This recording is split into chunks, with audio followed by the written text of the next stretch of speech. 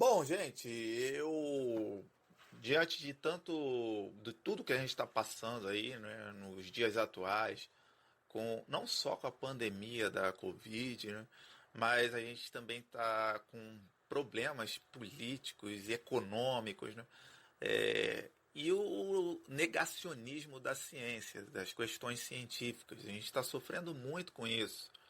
Inclusive governos estão fazendo isso, estão negando os conceitos científicos. E tem também tem as vertentes dos religiosos, né, de alguns, não todos, que também negam a ciência, né, o negacionismo. Tem se espalhado quase como se fosse uma outra doença também paralela à doença infecto-contagiosa, que é a Covid-19.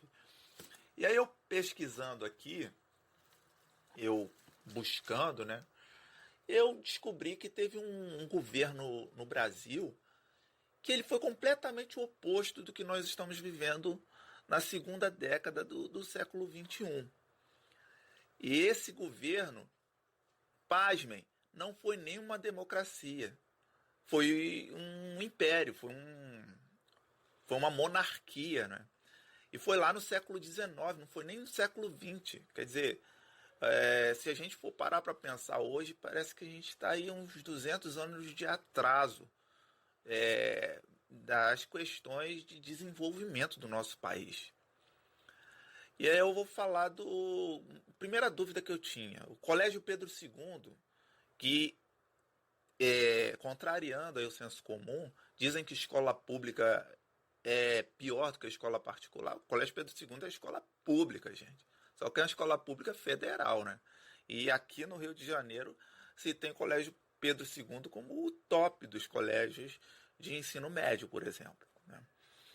E ele foi inaugurado no Rio de Janeiro em dezembro de 1837 pelo ministro Bernardo Pereira de Vasconcelos, sendo assim batizado em homenagem ao imperador Menino. Por que o imperador Menino? E quem era o imperador Menino? No dia 18 de junho de 1841, Dom Pedro II, que nasceu em 1825 e morreu em 1891, era coroado imperador do Brasil. Embora tenha ficado marcado como o último monarca brasileiro, derrubado num golpe militar que instituiu a República em 1889, Dom Pedro II era conhecido também por seu amor às artes e à ciência.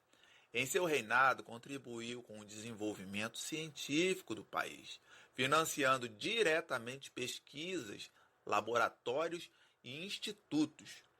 Olha, isso não saiu de mim, né?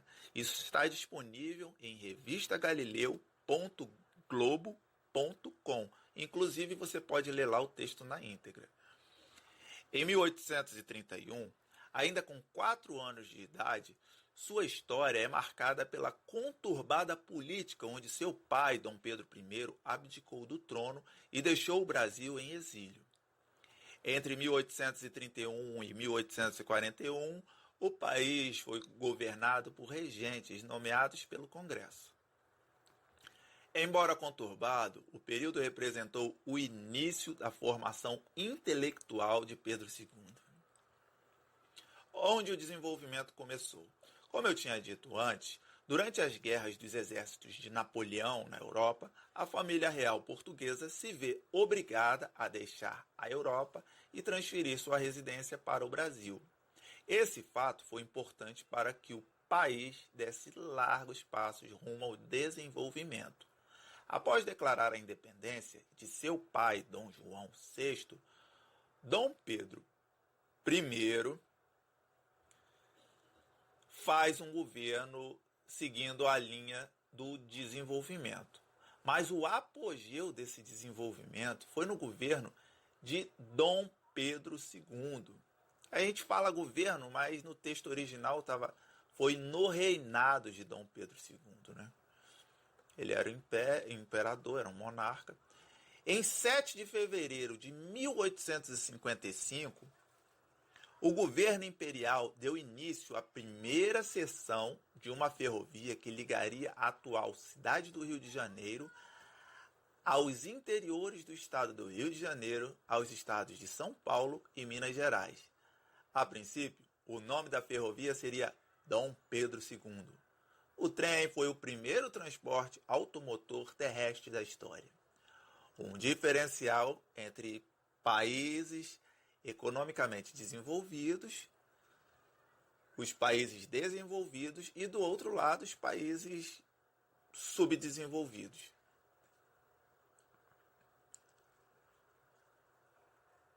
Em suas viagens internacionais, Pedro II conhecia muitos escritores, inventores, pesquisadores.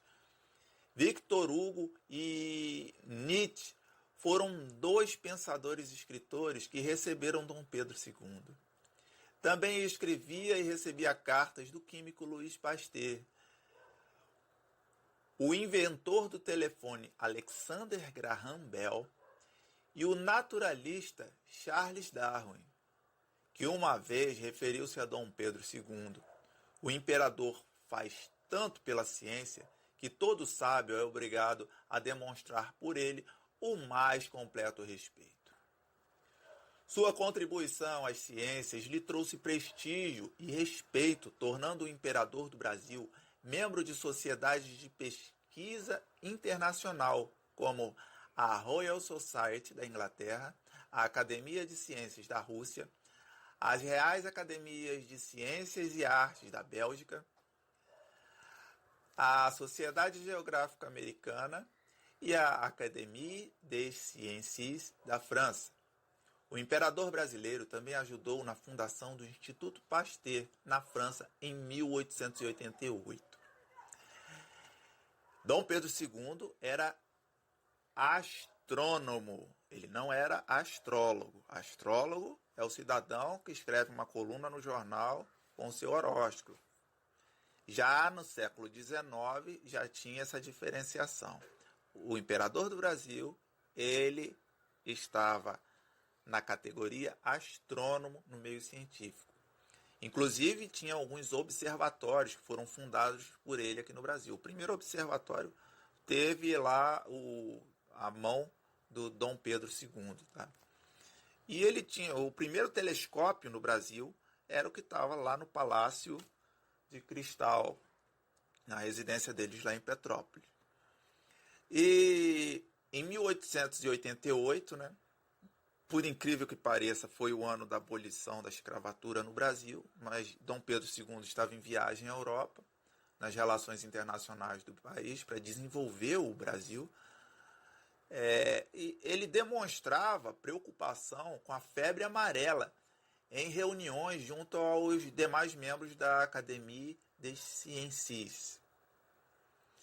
Graças ao entusiasmo do Pedro II, do imperador Pedro II, por exposições internacionais que patrocinava e fazia a organização dos estandes brasileiros com produtos agrícolas e máquinas fabricadas no Brasil, que quando ninguém se interessava pelo invento de Graham Bell, em uma exposição na Filadélfia, em 1876, o Brasil foi o segundo país do mundo a ter uma linha telefônica. Ela ligava o gabinete do imperador no palácio aos gabinetes ministeriais. Em 1840, menos de um ano após o anúncio da primeira máquina de fotografia por François Aragnon, quando foi banido para o país após a proclamação da República, Dom Pedro II doou à Biblioteca Nacional seu acervo com mais de 25.000 fotos. Ele também foi não só o primeiro astrônomo do Brasil, mas também foi o primeiro fotógrafo do Brasil. Muito bom, né, gente? Eu gostei muito de ter pesquisado sobre esse tema e queria compartilhar com vocês aqui. Já desejando a vocês sucesso na vida. Gostou? Dá um like aí, comenta alguma coisa embaixo aí e um abraço para vocês todos.